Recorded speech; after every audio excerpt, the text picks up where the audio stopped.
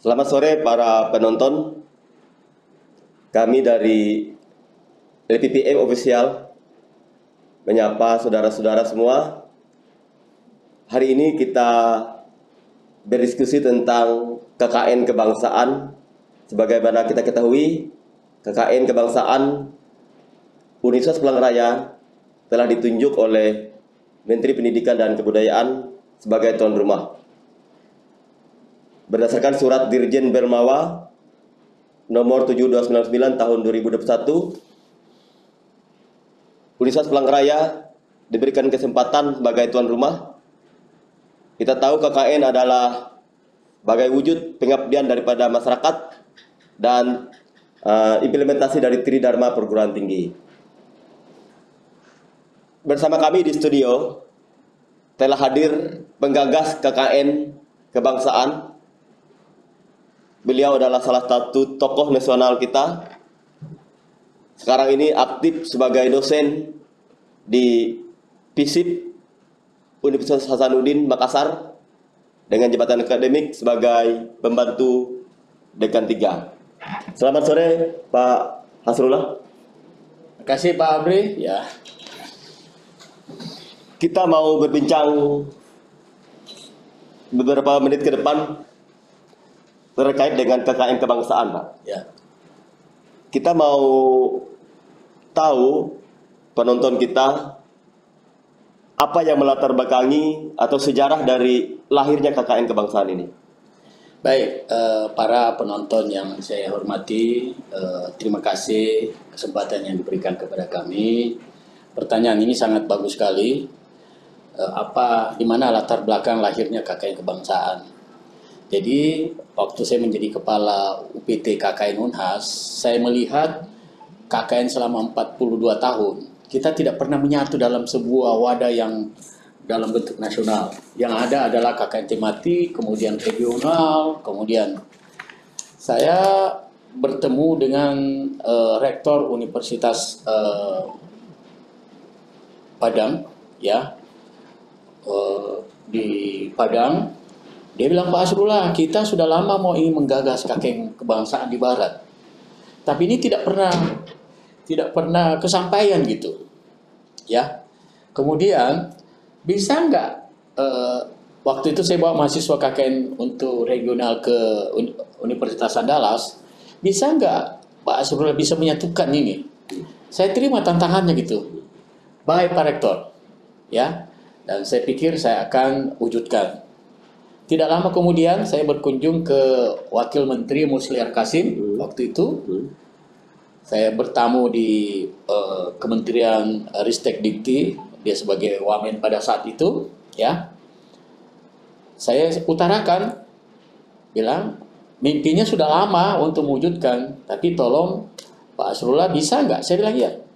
Coba bikin proposal. Saya buatlah proposalnya itu di tahun 2013, ya, sekitar bulan 9 tahun yang lalu ya. Ya, kira-kira 9 tahun yang lalu, ya. Kemudian saya buatlah proposal itu. Saya bawa ke Direktur Kemahasiswaan, ya, Dr. Ila Saila, dan menyampaikan ke beliau. Disitulah kami kasih tugas seperti surat tadi itu, surat dari Belmawa. Saya mengajukan surat dari Rektor Unhas waktu itu Pak Idrus Paturusi, mengajukan surat ke Menteri dan akhirnya diterima sebagai dipercayakan sebagai pelaksana KKN. Dulu namanya KKN Nusantara proposal saya. Tapi setelah berdiskusi dengan Ibu Ila dengan Pak Joko waktu itu menjadi Direktur Perguruan Tinggi, ya. Jadi dirubah jadi KKN kebangsaan. Nah, itulah cikal bakal lahirnya KKN kebangsaan, dan alhamdulillah di tahun 2012 ini sudah 10 angkatan 2022 ya. Ya, 2022, dan UPR diberi mandat oleh Belmawa untuk melaksanakan KKN kebangsaan. Jadi itulah perjalanan panjang sejarah selama 42 tahun. Jadi pesertanya itu dari Al-Hairun di Aceh Utara sampai ke timur itu Universitas Musamus, kemudian ada dari utara itu adalah Universitas Samratulangi, kemudian Unhas. Jadi jumlahnya pada saat itu baru 32 universitas. Yang ikut itu hanya 220 mahasiswa seluruh Indonesia. Itulah cikal bakal lahirnya. Dan di tahun kedua KKN kebangsaan yang dilaksanakan di Unhas bulan Oktober-November diadopsi oleh Belmawa. Kenapa tadi Pak, menarik tadi dari Nusantara ke kebangsaan. Kenapa dipilih kata kebangsaan, Pak? Waktu itu Nusantara alasannya Ibu Ila sama Pak Joko Santoso itu ada berbau negara tetangga kita. Kalau Nusantara. Kemudian Nusantara ini masih sifatnya waktu itu ya 9 tahun yang lalu sifatnya hanya kita kenal sebagai sejarah. Tapi kalau bilang seluruh Indonesia itu bicara tentang kebangsaan. Nah, saya kira itulah lahirnya KKN kebangsaan. Menarik sekali Pak. Ya. Saya yakin Pak dengan nama KKN kebangsaan ini ada gagasan dan tujuan-tujuan yang besar gitu untuk negeri kita gitu. Ya. Apa yang menjadi tujuan utama daripada KKN kebangsaan ini? Ya. Sebenarnya ada beberapa. Salah satunya itu membangkitkan nasionalisme para leader pemimpin mahasiswa di setiap universitas. Makanya KKN kebangsaan itu dalam pedoman itu pesertanya setiap universitas dibolehkan 5, satu universitas hanya membolehkan 5 utusan per universitas. Karena kenapa?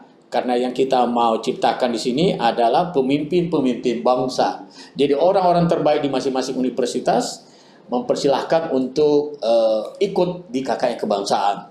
Jadi dia merupakan wadah KKN kohesivitas, ya mahasiswa kita. Nah, kemudian temanya itu lebih banyak bicara tentang masyarakat ya di pedesaan, masyarakat tertinggal, di pinggiran, kemudian hal-hal yang sifatnya aktual gitu. Jadi disitulah sebenarnya jadi kohesivitas ini menyatunya anak bangsa dari Sabang sampai Merauke. Berarti di sana ada pertukaran budaya Pak ya? Itu yang diharapkan ya itu. Jadi sebenarnya ini adalah gambaran KKN kebangsaan itu adalah miniatur para pemimpin kita masa depan. Ya, dan itu diharapkan semua universitas terlibat. Saya kira kemarin di Universitas Jambi, ya walaupun dalam keadaan COVID, pendaftar itu hampir lebih 85, 84, 85. Karena persoalan COVID akhirnya diikuti sekitar 45 ke atas gitu. Tapi kita berharap di Universitas Palangkaraya yang merupakan 10 angkatan sebelumnya, ini menjadi momen sejarah lagi, apalagi bicara tentang bicara tentang masyarakat Dayak, bahwa masyarakat Dayak itu adalah bagian dari bangsa kita yang sifatnya adalah beraneka ragam, berbineka tunggal ika, dan disitulah sebenarnya tema-tema kebangsaan. Makanya ciri KKN kebangsaan itu ada dialog kebangsaan. Oh, dialog kebangsaan, para tokoh-tokoh jadi pemimpin kita di Jakarta, di daerah, dan juga mengangkat local wisdom di mana dia menjadi tuan rumah. Ya. Ini kan tadi Bapak bicara melibatkan beberapa universitas gitu Pak. Ya. Ini per region atau bagaimana Pak? Atau seluruh Indonesia? Gitu? Seluruh Indonesia. Seluruh Indonesia. Ya, makanya pada saat kita angkatan pertama ada dari ujung Sumatera Utara, Aceh, ada dari Musamus. Itu di Papua, di Irian, kemudian ada di atas Universitas Samratulangi, Manado, kemudian menyusul di beberapa tempat. Tapi syukur alhamdulillah kemarin di Universitas Jambi itu saya bisa bayangkan sudah banyak yang mendaftar. Dan insya Allah di Palangkaraya ini sebagai tuan rumah yang ke-10 pasti insya Allah kami berharap kepada rektor seluruh Indonesia, kemudian kepada pengelola LPPN di seluruh universitas untuk ikut berpartisipasi di Universitas Palangkaraya. Satu lagi, ya. Ciri KKN kebangsaan itu melibatkan TNI sejak awal. TNI ya? Ya, jadi berarti mirip ini Pak ya? ABRI masuk desa dulu ya? Dulu memang begitu. Jadi termasuk lagu KKN kebangsaan, kemudian itu adalah penciptanya dari sahabat kita waktu itu adalah Kodam 7 Wirabuana, yaitu Mayor Jenderal TNI Baktiar. Mereka masih ya sudah pensiun, tapi itu juga lagu KKN Kebangsaan juga sudah dilihat oleh Ibu Ila, Direktur Kemahasiswaan pada saat itu, ya, Belmawa. Jadi dia sudah memberi ACC. Kemudian yang lebih penting lagi, kita bersama-sama, jadi kita berharap di tempat ini sebagai informasi awal, kami bersama Pak Aswin, insya Allah ya hari Selasa ya depan ya, kalau tidak salah tanggal 12 kalau tidak salah ya, kita diterima audiensi Ketua MPR RI ya, yaitu Bambang Susatyo. Kemudian kami juga menunggu informasi dari Pak Panglima TNI ya. Kemudian kita juga berharap Menteri Pertanian sebagai tema tentang lahan gambut ya yang diangkat oleh Universitas Palangkaraya. Kami juga sudah menunggu surat audiensi untuk mengisi dialog kebangsaan. Kemudian kita juga mengundang Ketua Komisi 10 DPR yang membidangi pendidikan. Kita berharap, kenapa kita undang beliau? Kita berharap ada ketok palu di DPR agar anggaran KKN kebangsaan yang ke depan itu dialokasikan, yang selama ini dialokasikan oleh menteri kita Pak Nadiem. Tapi itu saya kira untuk mencapai yang lebih besar kita minta Pak Ketua Komisi 10 untuk hadir memberi ceramah dan melihat bagaimana sih pluralisme yang terjadi di KKN kebangsaan, dan insya Allah bisa berjalan dengan baik. Dan ini Pak, momentum tahun 2022 ini dengan ditunjuknya Universitas Palangkaraya sebagai tuan rumah, ini tepat sekali Pak dengan keputusan dari Presiden menunjuk Kalimantan sebagai ibu kota negara. Bagaimana implikasinya Pak? Apa feedback dari KKN kebangsaan yang ada di Kalimantan Tengah? Karena Kalimantan Tengah ini sebagai penyangga ibu kota. Ya. Apa yang mau ditekankan Pak, titik fokus daripada KKN di Kalimantan Tengah ini? KKN kebangsaan ini kan dipilih oleh Forum LPPM se-Indonesia. Itu di bulan November atau Desember, dipilih secara aklamasi. Ya. Kemudian itu suara dari bawah. Tapi itu setelah pertimbangan barangkali di Belmawa, keluarlah surat yang Pak Apri tadi sebutkan. Sebenarnya yang kita harapkan di KKN kebangsaan ini adalah bagaimana menyatunya ya mahasiswa-mahasiswa orang yang cerdas, intelektual, punya leader di masing-masing universitas bergabung dalam satu wadah, bahwa kita ini adalah pluralisme, Bhinneka Tunggal Ika, sehingga diikat oleh KKN kebangsaan. Dan tentunya juga ada transfer of knowledge Pak ya. Ya, dari kampus. saya kira kalau bicara KKN itu sudah jelas adalah pengabdian kepada masyarakat, bagaimana sosialisasi kepada mahasiswa dengan masyarakat yang tinggal di pedesaan, kemudian bagaimana dia menciptakan kemandirian, bagaimana berkumpulnya para pemimpin-pemimpin mahasiswa, terjadi kohesivitas. Nah, ini semua bisa saya bayangkan, ini tahun 2022, berarti tinggal 23 tahun. Ya. Jadi angkatan ini adalah generasi emas, 100 tahun Indonesia merdeka. Nah, inilah yang nanti kita harapkan kohesivitas terjadi. Ada dari Ambon, ada dari Makassar, ada dari Dayak, ada dari Aceh, ada dari Jawa, ada dari Madura, ada dari Padang, ada dari Bali, ada dari NTT, ya, ada dari Kalimantan Utara, Kalimantan Selatan, Kalimantan Tengah. Itu berbaur di sini. Bahwa ini adalah salah satu Indonesia mini. Pertukaran budaya tadi ya. Semua bahwa kita ini Bhinneka Tunggal Ika, pluralisme. Jadi kebersamaan Indonesia itu menjadi satu. Nah, itulah saya kira tujuan KKN kebangsaan yang paling kita utamakan, sehingga 23 tahun yang akan datang atau 20 tahun ke depan, para kader-kader KKN kebangsaan dengan berbagai profesi, ya tidak hanya menjadi pemimpin di universitas, mungkin ada yang jadi bupati, jadi gubernur, jadi menteri, bahkan ada yang jadi presiden. Nah, itulah saya kira. Berarti sangat strategis sekali Pak ya. Jadi tadi kita mungkin bicara outputnya Pak. Berarti outcome-nya bagaimana nanti Pak? Kira-kira setelah KKN ini selesai? Ya, kita berharap komunikasi di antara dia ini, saya paham ini sempat terputus, tapi mulai dari tahun 2013 di Palangkaraya ini menyatukan para alumni KKN kebangsaan, ya 10 angkatan. Kemudian dia membentuk sebuah reuni alumni KKN kebangsaan, karena saya sangat yakin untuk menjadi syarat menjadi peserta KKN kebangsaan ada persyaratannya di pedoman Belmawa, ya, yang dicetak pada saat itu mulai dari 2012, kemudian dilanjutkan Prof. Didi, waktu itu Direktur Kemahasiswaan, dan itu masih dipakai sekarang.